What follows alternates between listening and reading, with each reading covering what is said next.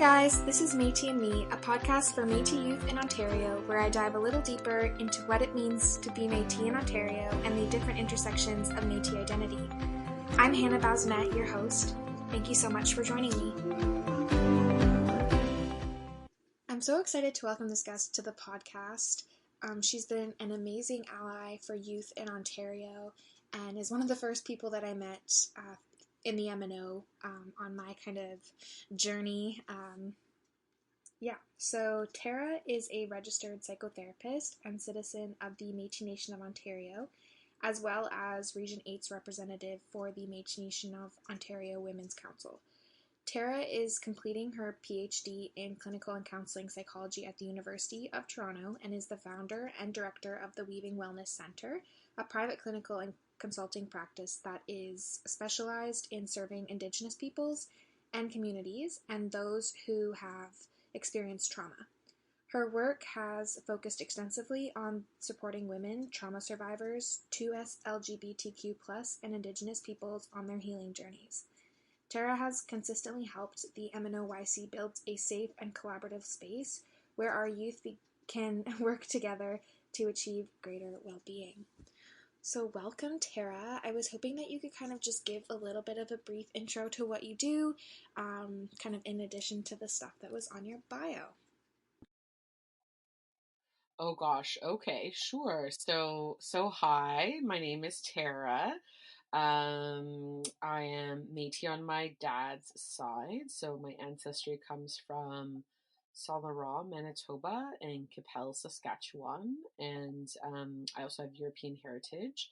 And I am a mum, so I have two little ones, Beau, who just turned 4 yesterday, and Aurora, who is 20 months old. So they keep me pretty busy and on my toes. And I have a partner whose name is Nick, and we have a dog, Roxy, and we're just living our little lives here in Toronto, trying to be as well as possible in this kind of altered reality and space we're all in right now. So yeah, and then I guess I am very sincerely hoping to finish my PhD this year, and that's been a very long journey. And I am also a registered psychotherapist. I have my own practice called the Weaving Wellness Centre, and I sit as the Region 8 Women's Rep for the Métis Nation of Ontario Women's Council. So Awesome. those are all the Lots things. of stuff. Yeah. And you had your daughter during COVID, or was it just before the lockdown? It was just before COVID kind of hit us. So she was between 6 and 7 months when kind of that mid-March sort of strike hit us. Yeah. So that was a whole other journey. Yeah, I bet. Yeah, it was challenging to say the least. Yeah. All right, so we will jump in with the first question then. Sure. So what has your personal journey with your Métis identity looked like throughout your youth? So throughout my youth, well, I guess it depends on how you define youth, but so I didn't grow up knowing that I was Métis. So I was always told, the story always was that I was French Canadian on my dad's side, which is, I have come to learn that, that's a very common narrative that many Métis people have carried and have been told. Having said that, I have a very distinct memories of my dad making very odd comments when I was younger, right? So that sort of led me to believe that something is different. That story of being French Canadian didn't necessarily fit. Yeah. So he would make comments. I used to really love like making bracelets, like threading, like using your hands, basically finger weaving. But no, of course, nobody knew that or called that what I was doing. But I remember my dad very distinctly one day saying to me, I can have the memory as clear as yesterday, being in the kitchen. I don't know, I was probably in my like late or early teens, or maybe probably even younger than that. I was probably still in like elementary school. Okay. And he said to me, you can do that because of your blood. And I was like, okay, Yeah. whatever that means. And so there Yeah. were moments like that, right, where my Yeah. dad would kind of make these kind of comments or these sort of disclosures, Mm. and I was young, and had really no idea what that was or what that meant. And, so that would happen every now and then. And then Mhm. fast forward kind of to my undergraduate degree, I was at York University doing my degree in psychology. And I sort of was always very drawn, of course, to Indigenous culture. And my mom, actually, who's not Indigenous, really enjoyed exposing my sister and I to different, cultural celebrations and events Okay. and community and things like that. So I remember going to a powwow, for example, when I was really little with my mom, and really sort of being struck by kind of Indigenous people and Yeah. dance and drum and all these things. Mhm. And I was very young. And so when I approached undergrad and I took my first Indigenous studies course, I don't even think it was called that back then, but um, you know, that was really sort of the spark where I discovered a lot about myself, because I remember, again, like the first time I smudged, for example, was in that class, and Oh, there were wow. a lot of firsts that happened there for me. And one of the assignments was for us to sort of embark on this assignment where we kind of mapped out our heritage. And so I started asking a lot of questions and started doing some research, and Mhm. stumbled across this document that was essentially this very comprehensive family tree that had been done by a distant relative of mine, but that I can't remember who passed it to me. It may have been one of my aunts who gave it to me. And started looking at it and realized, holy smokes, there's a lot of culture here. There's a lot of Yeah. ancestry here. And gave this presentation in this undergrad course, and a number of this other students and my professor all said to me, you need to really look into this more. Like, there are very distinct Indigenous names in your family tree. You Oh, need to wow. explore this. And so that was a really pivotal moment. And I probably was, what, like 19, 20, Yeah. 21. And that was really kind of the spark of a journey around my identity, and talking with people and aunts and uncles and doing research. And I don't remember at what point I learned the word Métis. I'm not sure. It was definitely connected to my own personal journey. Okay. It may have been after that when I started asking. So my dad is one of seven, and so my aunts and uncles are dispersed throughout North America. Okay. And my uncle, at one point, or somebody started using the word Métis around me, and I was like, oh well, what's that? And started really understanding. And I think somebody at some point also told me, like, oh, we have ancestry, that but it's like, distant, or I always Right. perhaps assumed it was very distant ancestry. Yeah. Meanwhile, my grandfather, was Métis on both his parents' side, and Okay. or from those communities. So anyways, this is a very long response to your first question, but it really started with that. And it was really over the course and through, actually, my academic journey and education, that I learned a lot more about myself and what it means to be Métis, and my ancestry and the culture, and so on. And it sort of sparked a fire within me that has not gone out.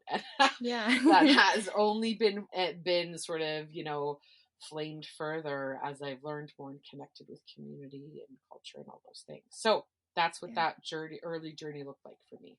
That's amazing. And I feel like, at least my kind of hypothesis is that a lot of, hopefully, the listeners that are, hearing this or listening to this episode, have kind of gone through the same journey. Like, I Mm-hmm. know that that resonates a lot with me, like your story, because I went through the same thing a Mm-hmm. little bit earlier, but like only by a few years, really. Like, I was grade Mm-hmm. 12, my first thing, like my first event that I did with the MNO. So Right, right. yeah, it's hard to be like the first generation that's trying to reconnect with the culture and the community, because you do have to do a lot of the legwork. Like, for you, it was because, your dad wasn't comfortable talking about it. For me, it was because it came from like my mom's grandma, who was actually adopted outside of her community. So we Right. lost it, right? So Mm-hmm. yeah, I'm hoping that a lot of people have a similar story and that yours will resonate with them. Wonderful. Yeah, and it is, the more work I do in community, that is a very common narrative and a Yeah. common story and experience.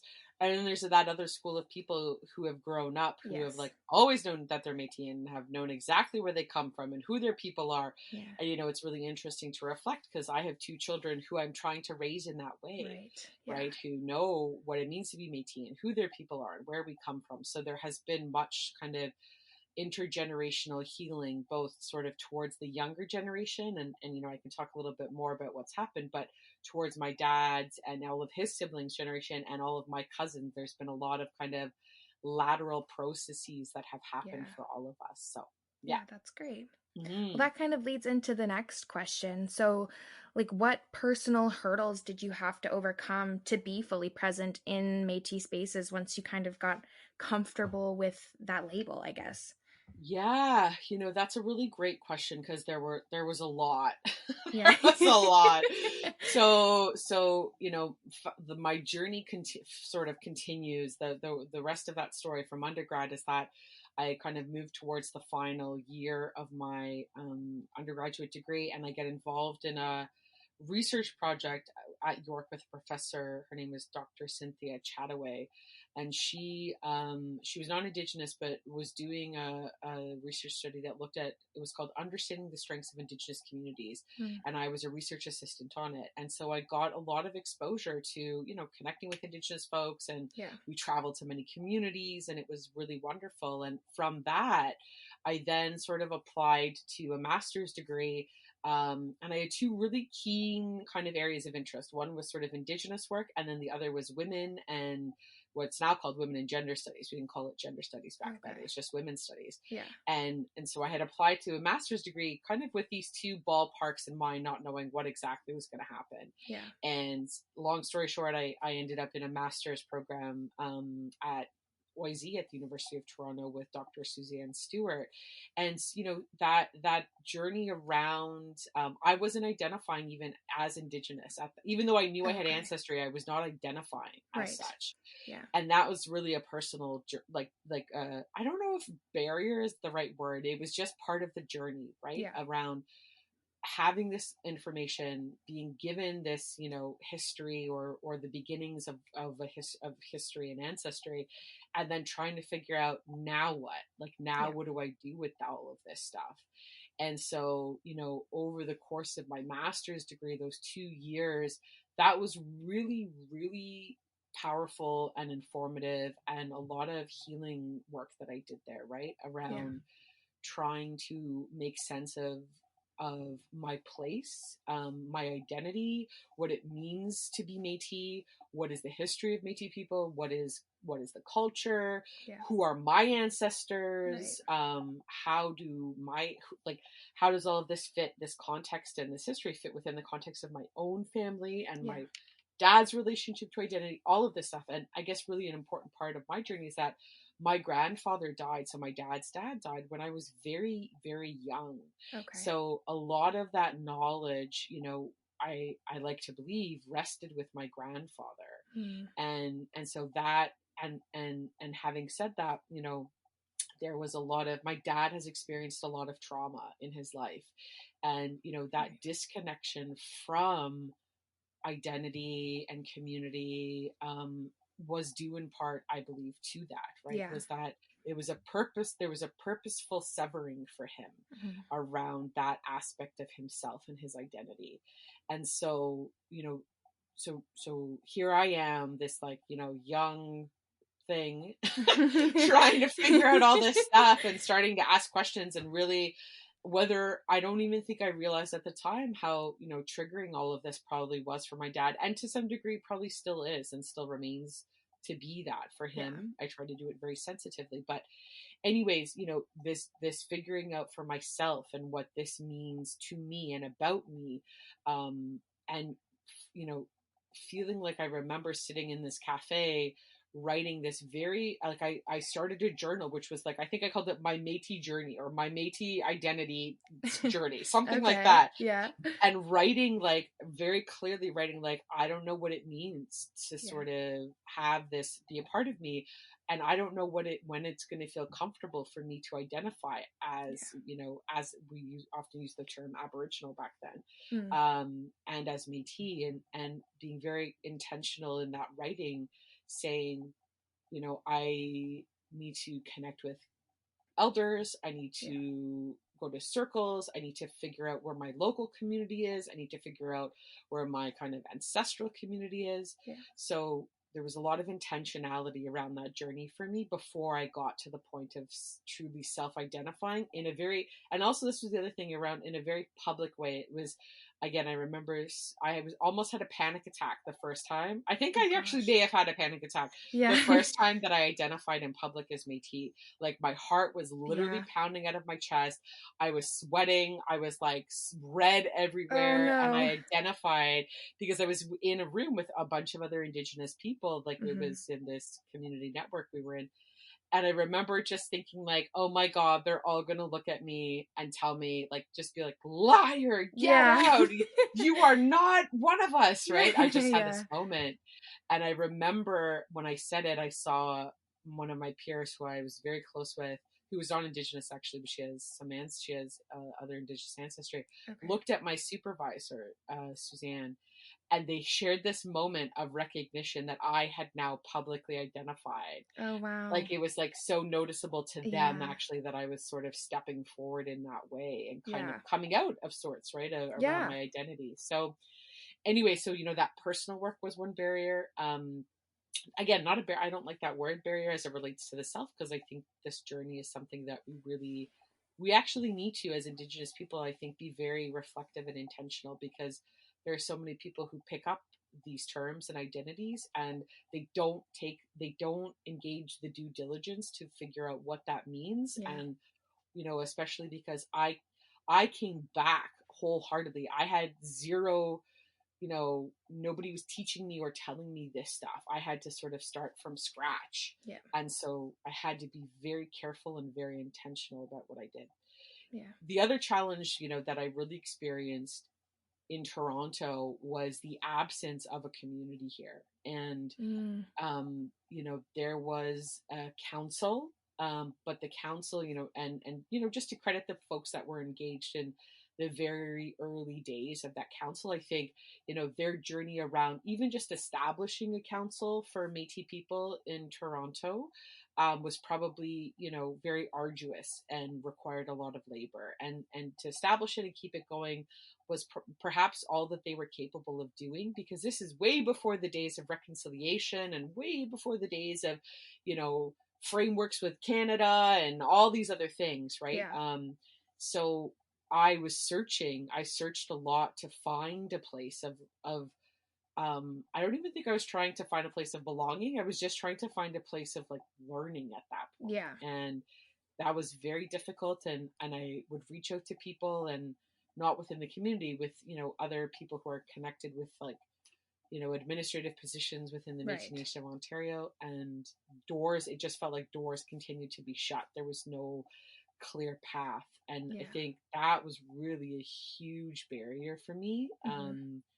And I don't know what it was within me that kept me going.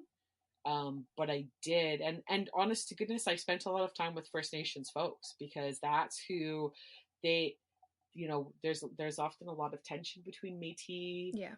politically. I don't even think personally, like, politically, Yeah. politics get in the way of a lot. And so, my experience with First Nations people and folks, like, I'm deeply indebted to those elders and those very kind people in my courses and in the community, who recognized, here's somebody who is searching and who Yeah. is trying to connect, and welcomed me with open arms. And so that's who I went to, because I couldn't find my own community. Yeah.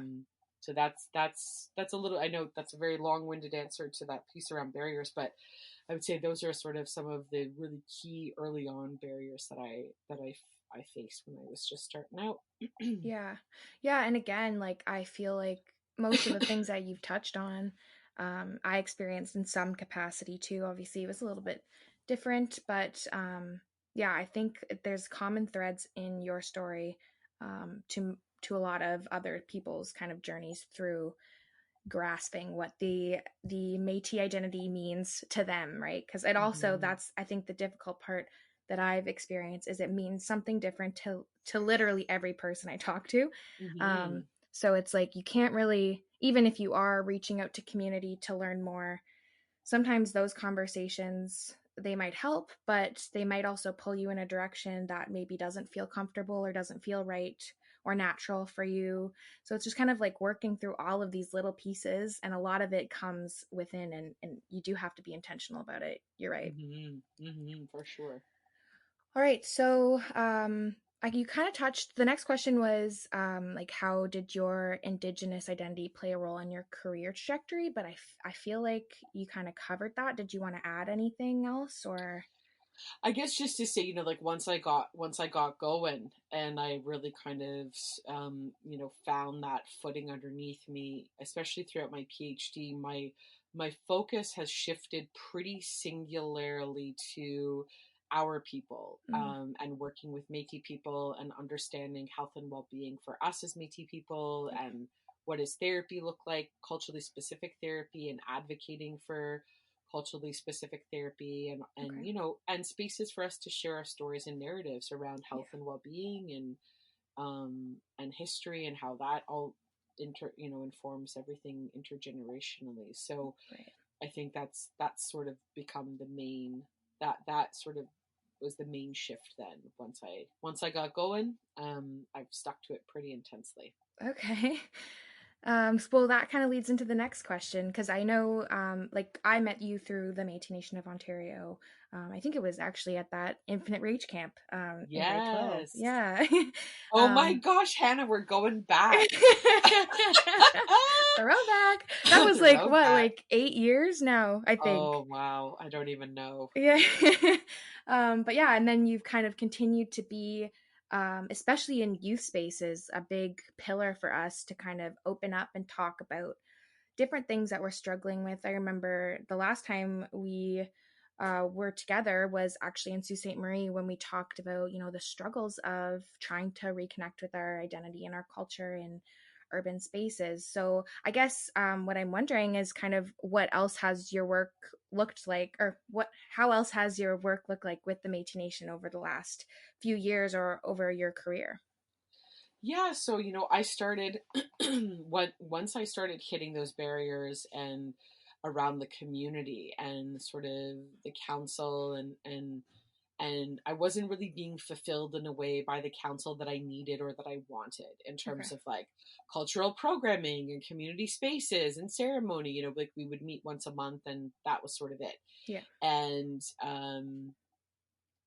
so I'm a big believer of the idea that if you see something that you are unhappy with or feel like could be done better than is currently being done, then you step up and Yeah. you contribute to creating change. And so that's what I did. I joined the council. I initially started with the Infinite Reach Network, so I was part Okay. of the first cohort of Infinite Reach Oh, facilitators at, wow, really? yeah, U of T. So what during my I think I had just started my PhD when I got involved there, or was near the beginning of it. So I Mhm. was the first one at U of T, and that was huge. Like that was a Yeah. really huge, and not to sort of take on a narcissistic tone here, but like we started, myself, and I want to give credit to Christine Skura, who was the facilitator at Ryerson, Okay. and Ginny Gano, who was also a facilitator out of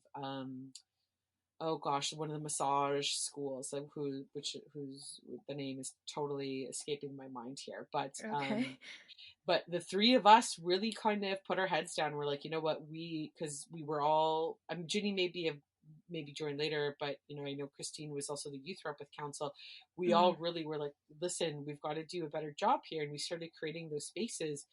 And even though it was Infinite Reach, which was geared to young people and post-secondary and so on, Mm-hmm. we had all kinds of community members across the age spectrum show up to our events Oh, because there wow. was really nothing else happening in the city. Yeah. And so we had people, who like executive directors of organizations who were Métis showing up to an Infinite Reach event. Wow. Like people just came out of the woodwork because that really tells you how little was happening in the city for Métis people that was Yeah. specific. Yeah. So, I did that for a number of years and really, I think, wanted to contribute to that community development work in that way. And then joined the Toronto York Region Métis Council as a women's rep. And then there was an election, and I said, you know what, and now is the time to run for president, because it feels like I want to expand this work in a Right. bigger way, not just for post secondary students, but for the entire community. And so that I served as council president for close to 5 years. Oh, wow. I didn't know that. Yeah, and then I got pregnant with my daughter, and I always said, though, while I was council president, I was only going to serve a term. I wanted to serve one term and make it, have a bit of an impact and hand it over, because I also am a big believer in, the change of leadership, right? Yeah. And especially allowing people who are interested and who want to take positions of leadership, and who have good heart and good intentions, to creating space for them to do that. So Yeah. I was always happy to hand it over, but nobody was willing to step forward. And so I stuck around and then got pregnant again, and I was like, I'm out. You Yeah. guys, somebody's got to take over here. And, Yeah. and Shirley DeBoski did.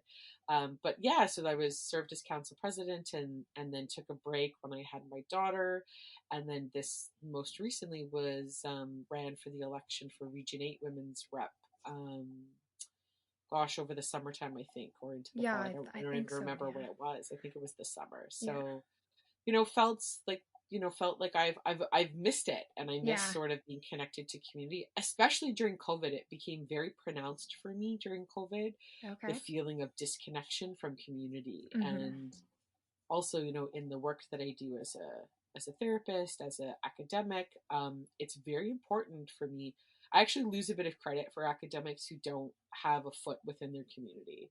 Yeah. That there's something that's off there for me if you're doing this kind of academic work, but yet you're not connecting to your community in any way. You Mm-hmm. lose kind of the beat or the pulse of your community, I Yeah. think, or you're distanced from it. And Yeah. so I wanted to sort of step back in once my baby started walking and, you know, had more independence and I didn't have to hold her 24 hours a day. Yeah. I wanted to sort of reconnect in this fashion. So yeah, so that's what kind of that has looked like for me in terms of community engagement, in the last several years.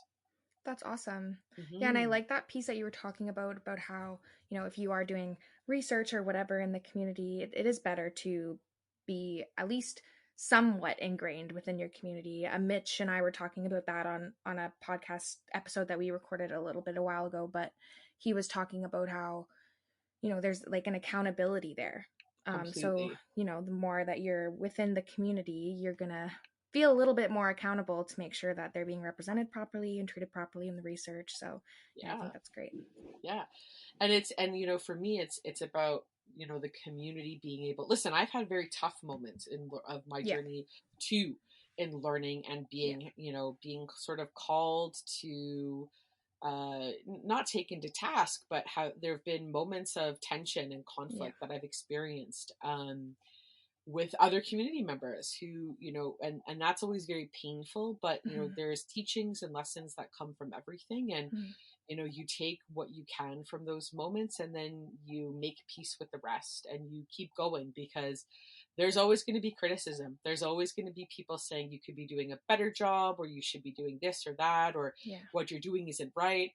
And again, if your heart is in the right place, if you're trying, to do a good thing, then then we should give people grace, yes, because we're all imperfect and we all are on journeys of learning. And so again, just because you have a bad encounter with somebody, or there's a conflict, or somebody hurts you in some way, don't stop where you're at. Take the time you need to process and reflect that, and then keep going, Yeah. because we need everybody. We need, and if people think they can do it better, well, then they need to step up and do it Yeah. better. Right? So Yep. that's that. Yeah.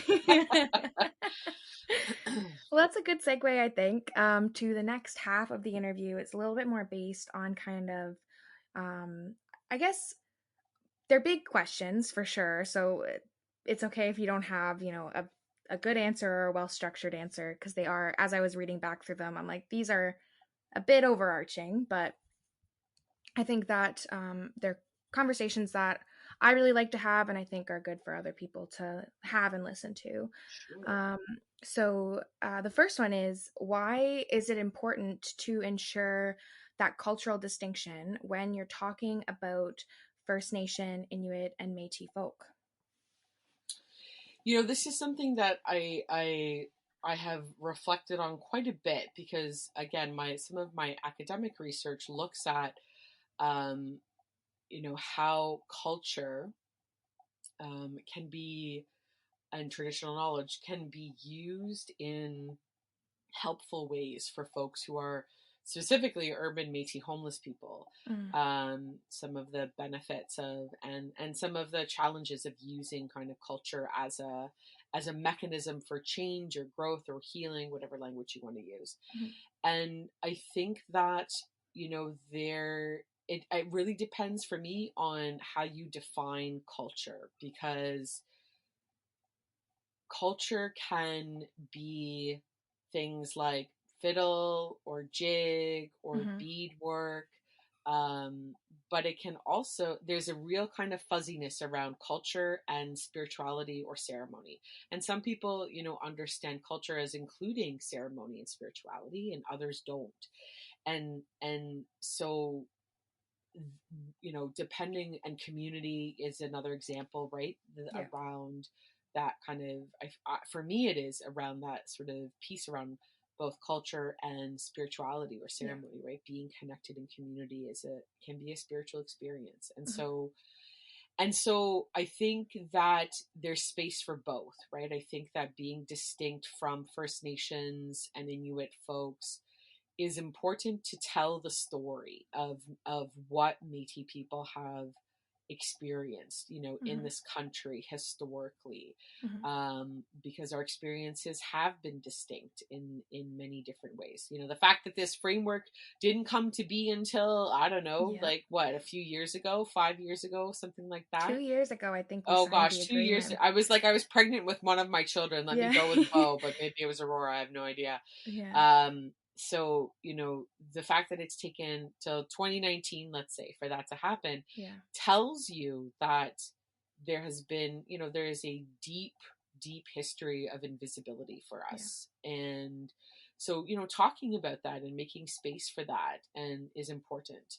As a healthcare provider, there is coverage for folks who have, again, this is not ideal because it's status specific, but First Nations folks who have status, Mhm. or Inuit folks who are, registered with like with a claim or land claim, Mhm. they have access to therapy through the government, and Métis people don't have that. Oh Like, so wow. there's real implications there, right? Yeah. Around what some of our experiences have been in terms of like systemic racism and Yeah. systemic barriers. So, creating space to talk about that and to acknowledge that, and to recognize the reality from that is important. Yeah. And there is distinctiveness without a doubt, right? Like I said, like our music and Yeah. our regalia, or the sash that we wear, and all these other things, those are important things to recognize around, that uniqueness of our people. Yeah. For me, when we start to shift into that realm of sort of spirit or ceremony, things become a little bit more murky, I think, for me, because there's this great divide within the Métis Nation Yeah. around Catholicism or Christianity and, more traditional or indigenous spiritual views. And Mm-hmm. that to me is anybody who's listening, that to me is total nonsense. I just Yeah. want to go on the record officially.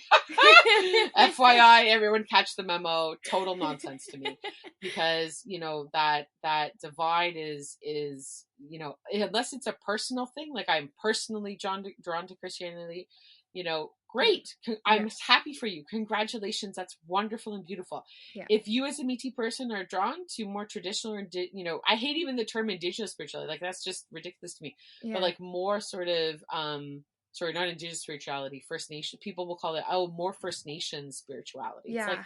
guys, what are you talking about? Like, Yeah. these are, our blood runs from our First Nation ancestors, Mm-hmm. and our people, Métis people, they also immerse themselves within those cultures and practices and traditions. And Yeah. so for me, this divide around religion and spirituality, it's really nonsensical to me. And, people, whatever, I want to encourage young people, especially, to do what feels right to you. Yes. And anybody who tells you different, anybody who tells you, oh, Métis people, we don't go to ceremony, we don't smudge, we don't play a drum, don't listen to them. Yeah. It's ridiculous. Yeah. Do what feels right, and if you feel called to those things, Mm-hmm. then your spirit is leading you in that direction. If you feel called to Christianity, beautiful. Yeah. Go towards that direction, right? Whatever is going to be helpful and meaningful. So Yeah. yeah, so I think those are some areas of where, in my mind, distinctiveness is important, but then also, unity or Yes. kind of collectivity becomes important, as well. Yeah. It's So always, oh, sorry, go ahead. no, go ahead. I was just gonna say that is my there's my what's that called, where you send out a message that's like a commercial.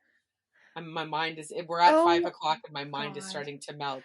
Do you know what Yes. I'm talking Yes, about? I do, and I can't think of it I either. can't think of it either. Anyways, but that's my personal shtick and my 411 on the whole Métis spirituality versus traditional First Nation spirituality Yeah. nonsense. Yeah. Well, and I think it's always really like interesting when there is that debate or argument, whatever you want to call it, between, where our spiritual ties should lie. Because a friend of mine said it, wasn't talking about indigenous spirituality, but he was talking about, different religions. And he said, we're all looking at the same thing, but from different angles. And I Right. really feel like that ties into spirituality and Catholicism. It really is, I think, synonymous, because I what I consider myself non-denominational Mm-hmm. Christian, and I find that a lot of the things that I believe, I can find very common threads within Indigenous spirituality. Mm-hmm. So I do find it interesting when there's that argument, because I'm like, guys, we're talking about the same thing. Yes. and Yeah. and and for me, what becomes really, again, sort of as a helper, right, from this mental health perspective, for me, what really kind of gets me upset is that people often, when you become dogmatic, Mm. around, no, you're not allowed to do that, Yeah. or no, that's not how we did it, that actually harms people. I don't know if anybody realizes that when they're doing it, but you're actually harming somebody when you Yeah. start talking like that, because you Yeah. other people. So if you have a different belief, great, keep it to Mm. yourself. Yeah. Keep it to yourself, and Yeah. let young people figure this out for themselves, right? Yeah. Because you can do harm when you send messages like that and you Yeah. tell people you don't belong to us unless you follow exactly what we do. That's Yeah. that's really unhelpful in many, many ways. For So sure. Yeah. there we go. Public service announcement. There it is. There you go. PSA. PSA. Yeah. Oh That's lordy. what was on the tip of my tongue. I'm like, this is gonna Yes. bug me. All right. So the next question, we've kind of been talking about it again. It's been a thread through this whole conversation. But why is it important for Indigenous people to connect to their culture and communities? And how does this impact our mental health?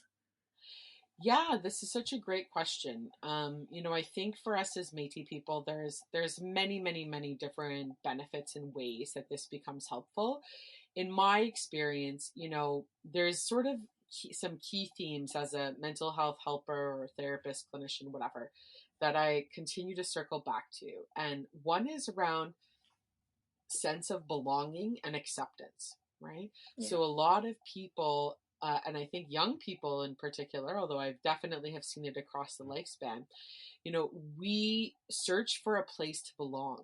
Mm-hmm. And when we have that, when we feel grounded somewhere, or like these are my people, or this is the land, or this story, I see myself reflected in this story. Mm-hmm. Um, that can be it's very powerful to feel that, because we are not alone. Then you're not alone in sort of the struggle or the journey or the feeling or whatever. Yeah. And feeling connected with others, and feeling accepted by others, especially if we have not felt accepted in our life before. Right. That is very healing, and is very, the power of relationship and attachment and connection for us as Métis people, as Indigenous people more broadly, is fundamental, in a lot of the work that I do.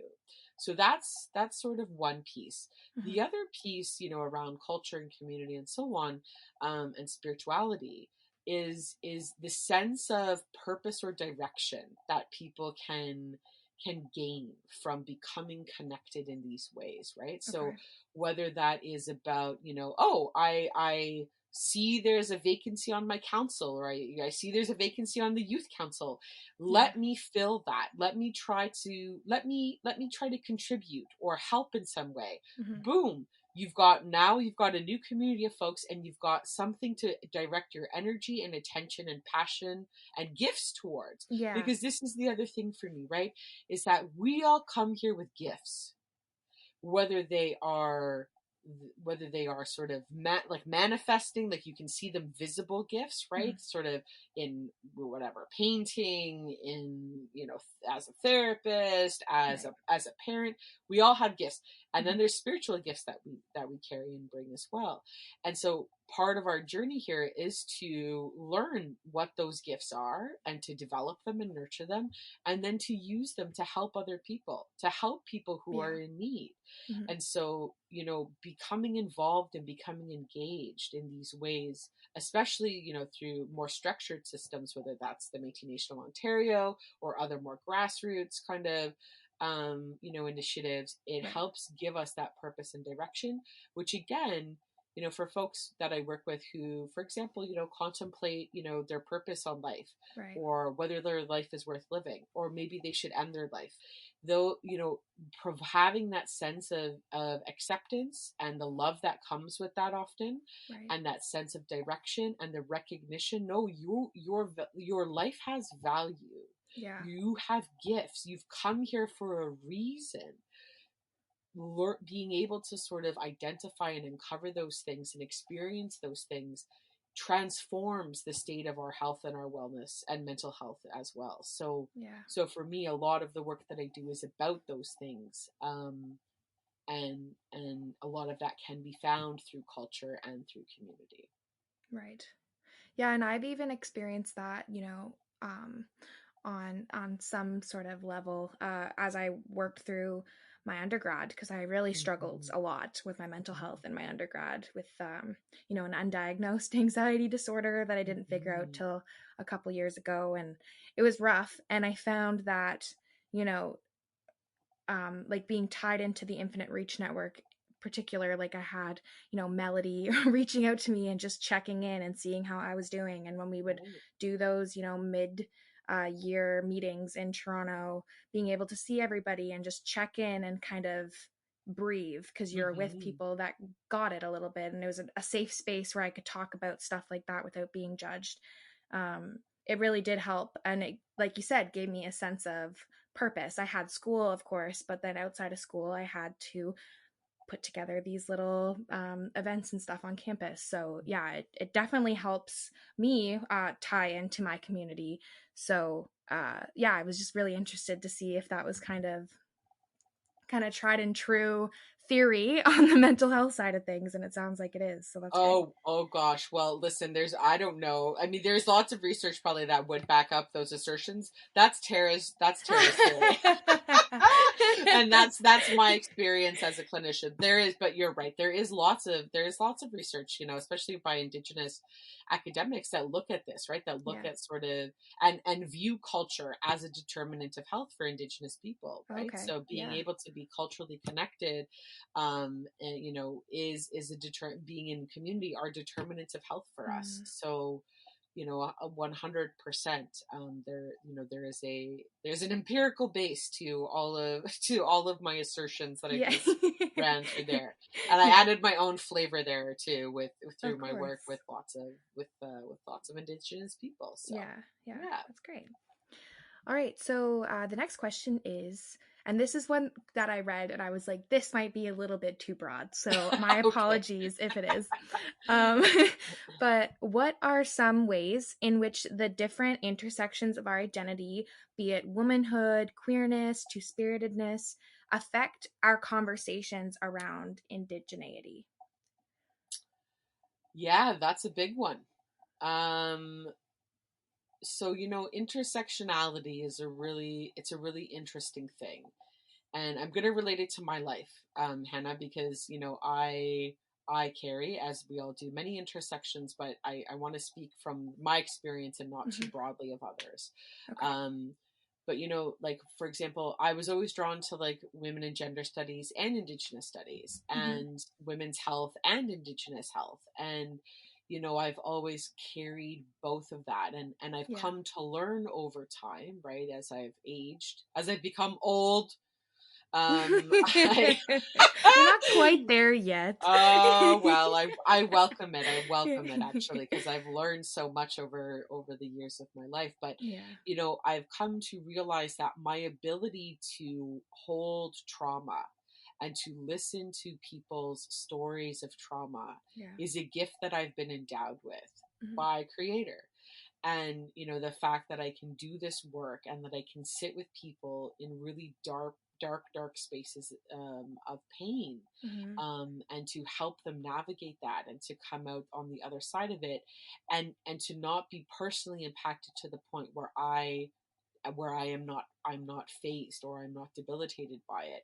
Yeah. That I understand as a gift. And Yeah. so I work with a lot of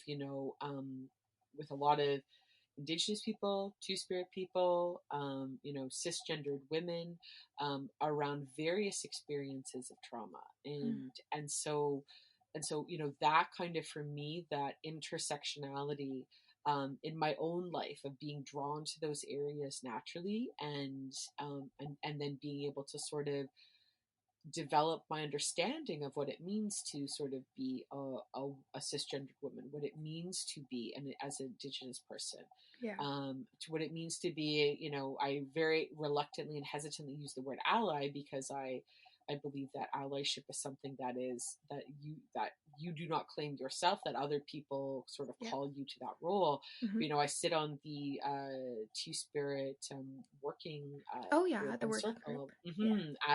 as in the role of ally there. So, sitting in those different spaces, I weave them together, with the gifts I've been given to be able to help in these ways. And Mm. so that intersectionality of those spaces within my own life, and amongst others, right, as a woman, or sorry, as a mother, Yeah. as somebody, who has experienced my own mental health issues in Yeah. life, etc. All of that all of that coalesces into sort of into what you see and this present moment here before you. And so, I pull upon and draw all of those things together into a unified whole. And I think for us as Métis people, as I'm talking about this and thinking it through with you, Mhm. there's this really interesting, I think, often from the public, this idea of like, oh, well, we're mixed, we're half this and we're half that. Yeah. And for us, we understand nobody's going around saying we're half this and we're half that. And we, as Métis people, primarily in my experience, understand ourselves as integrated and whole, Yes. and we're not half of anything. And Yeah. so, that same concept with intersectionality, we weave all of these things together into a unified whole. And I think for me, that is sort of the parallel around intersectionality and my identity as a Métis person, is that it's nothing is singular here. It's all kind of enmeshed and entwined and woven together. Yeah. So yeah, so that's sort of, those are my thoughts on that. That's great. Yeah, I was thinking when I was writing this question about, a lot of times I've heard comments about how, why is there a need to break us apart and have all of these individual conversations when we are kind of struggling as a group or dealing with stuff as a group of Métis people? Why fracture us into kind of, the two-spirited working group or the women's council or all of that? And it's interesting for me that you kind of do need to create individual spaces for people to connect with the intersection almost of the Métis identity. We have the Métis Nation, but we also do need these pockets in the nation for people to gather with, like issues, like intersections, to talk about the way that intersection impacted them, and to create a safe space to talk about, the issues that they might have faced even within our community and the lateral violence. So, yeah. Completely. Yeah, no, I agree with you 100%, right? Because similar to like our narrative as Métis people and sort of the distinctiveness there, right? And wanting to sort of just, be recognize our unique differences from First Nations and Inuit. Mhm. Same concept with Two-Spirit people or with youth or with women or, whatever. Mhm.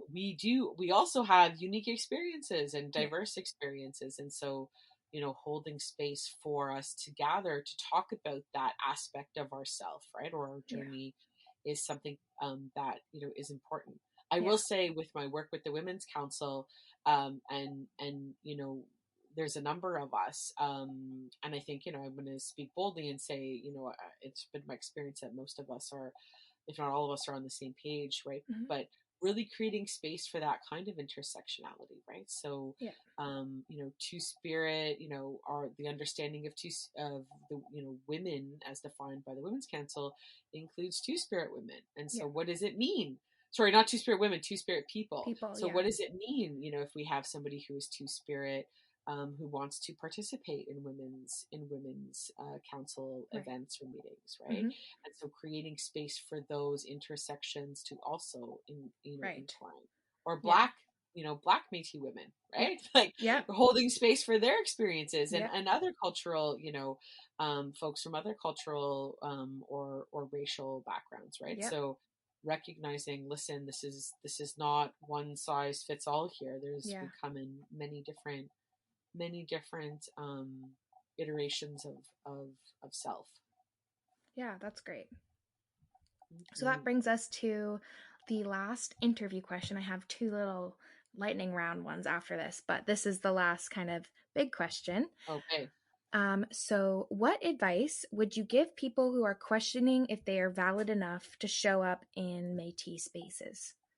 Yeah, so, I think that there's a lot of anxiety that comes with, as I've talked a little bit myself, there's a lot of anxiety that comes with identifying and with sort of taking the risk, especially if we're not feeling 100% sure of ourselves and sure of our ancestry. Are we enough Métis? Do I Yeah. know the language? Do I know the finger weaving well enough to show up to the workshop? All this stuff. And listen, we all start from somewhere. So the ones who have grown up knowing exactly who they are, from what community, with the culture, with the traditions, that's a privilege. I'm going to be as very bold to assert that.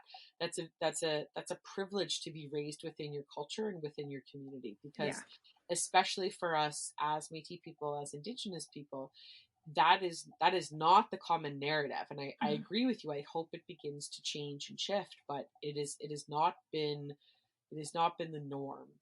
And so we all start somewhere. This journey starts for many of us at different points in our life. And my hope and my intention, for you, is that you are able to find the I'm going to be very careful with my language here, but that you find a place of acceptance of self, wherever you are with your journey that allows you to take that step forward. Yeah. And hopefully you have a nice group of people that meet you.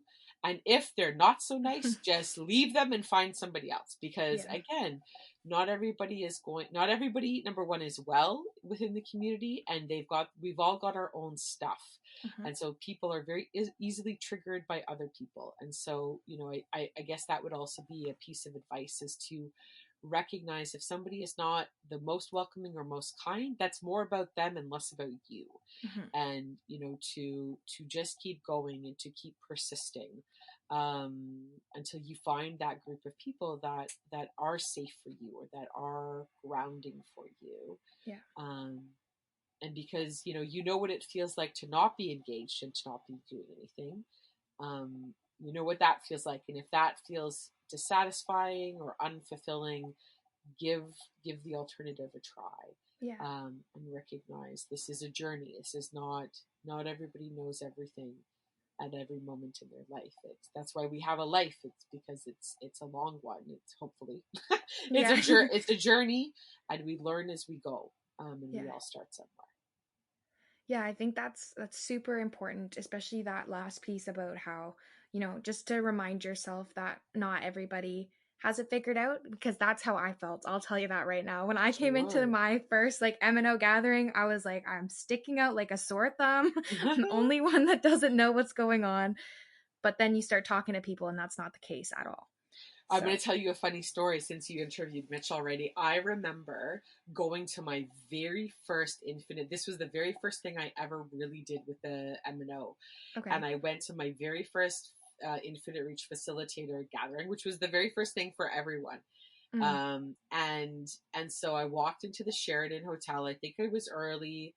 And I was, dressed to impress. I probably had a blazer on and nice shoes and everything. Yeah. And I walked in and I was sitting there, and I don't know if anybody's been to the Sheraton. They have this lovely kind of garden sort of in the middle. There's usually an entryway with a little bit of a waterfall, or whatever. Yeah. And so I looked out this window. There's huge windows, so you can see this little garden area. And who is standing there but Mitch Case, dressed in his sash and beadwork, and I don't know if he was praying or what he was doing. Yeah. And I was like, holy crap, what am I doing here? Yeah. Right? This is not what I expected. I am not dressed for this. I don't know what I'm doing. It was the most polarizing, probably the two most polarizing images. Mitch Case in his beautiful, stunning beadwork and super tradish ways and all the things, and me in my power jacket and from downtown Toronto with my heeled shoes. I didn't even know what a sash was, probably. Yeah. And it was just the two ends of the spectrum. And anyways, and I went and I sat there and then I saw people who also, I don't know if anybody looked like me, but everybody across that spectrum, right, of sort of culture and personhood and that's that. And so if I remained paralyzed in that fear, I would have never, I don't think, but the journey maybe would have looked different, but it wouldn't be what it is today, right? Yeah. So work through that, do some breathing, and take the plunge. Yeah, no, that's great advice.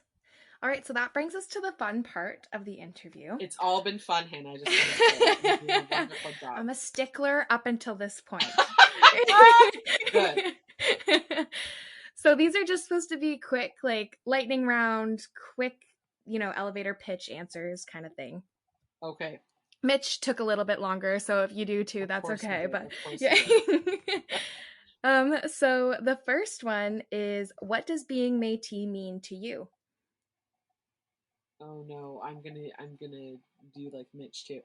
Métis to me means, it's about connection to the people that I have come from, right? My ancestors. And honestly, I've been looking at a lot of old photos lately and looking at photos of generations ago, and have such deep gratitude for my great-grandparents and my Yeah. great-great-grandparents and my great-great-great-grandparents, right? Like Mm-hmm. for what they have endured, Yeah. for what they have had to live through and to persevere and survive so that I could be here today. Yeah. And so I to me, that being Métis means honoring those relations and their journey. It also means, like, for me, land and being connected to land and Yeah. community. Yeah. Spirit, I would say, is a really big one for me. Like Yeah. my identity, the teachings that I have gotten about who I am and why I'm here and what this journey is about, like none of that would have come if it not had been for my identity as a Métis person. Yeah. So to me, that is also a big part of being Métis. And I honestly, I just feel like, relationships is another part of being, of this Yeah. identity for me. Like the relationship I have with my children and the teachings again that have come about to me about like how to raise them and the gifts they carry and my role and walk in the world as a mother and Yeah. my parents and so on. It's and my like some of my best friends are the people that I go to when I'm struggling the most, or the people I have met through the Métis Nation of Ontario and Yeah. through community. And so Yeah. that all of that, right, is like such a beautiful space and of interconnectedness. So Yeah. so all of that is what being Métis means to me. I love that. Good. It doesn't really matter if you didn't. That's Yeah. but I'm glad it connected for you. Good. All right, so the last one is, what is your favorite part about being Métis? Oh gosh. I know this one's a hard one. My favorite, I probably should, I read through your questions, Hannah, but I don't know that they all sunk in. Yeah. So my favorite part about being Métis, oh, I would say, I think again, it's like there's many, but what's coming to me right now is just like hanging out with like community and the laughter.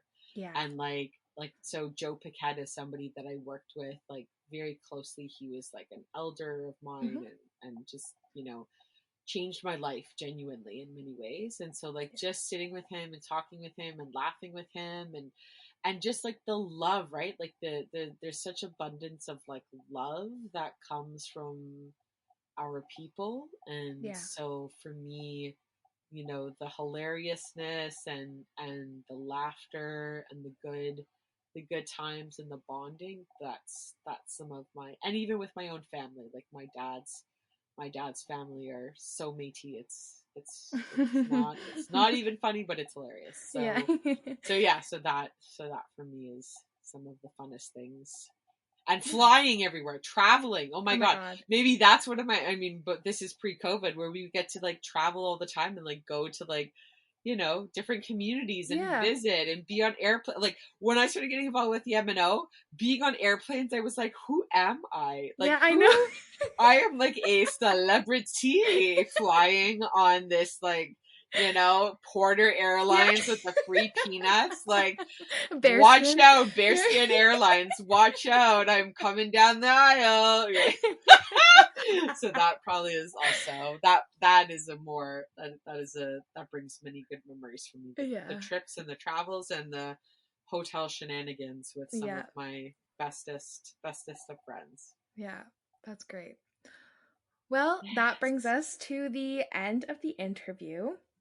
Wonderful. So thank you so much for taking the time to do this. I know that, again, I've caught you at the end of your workday, but I really, really appreciate you sitting down to have this conversation with me. I feel like we've covered a lot of stuff that I loved talking about at the beginning of my journey, and I'm sure a lot of people will hopefully like listening to it.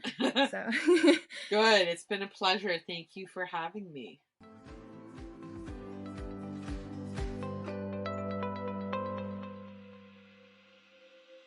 This podcast is done in partnership with the Métis Nation of Ontario's Youth Council and their Grassroots Grants program, which is a program that funds Métis youth in Ontario to start their own community-based initiatives. If you liked this episode, please feel free to follow me on Instagram at MétisandMe with 2 E's. on YouTube at Métis and Me with one E, and you can also email me at métisandme1e@gmail.com. Thank you so much for listening.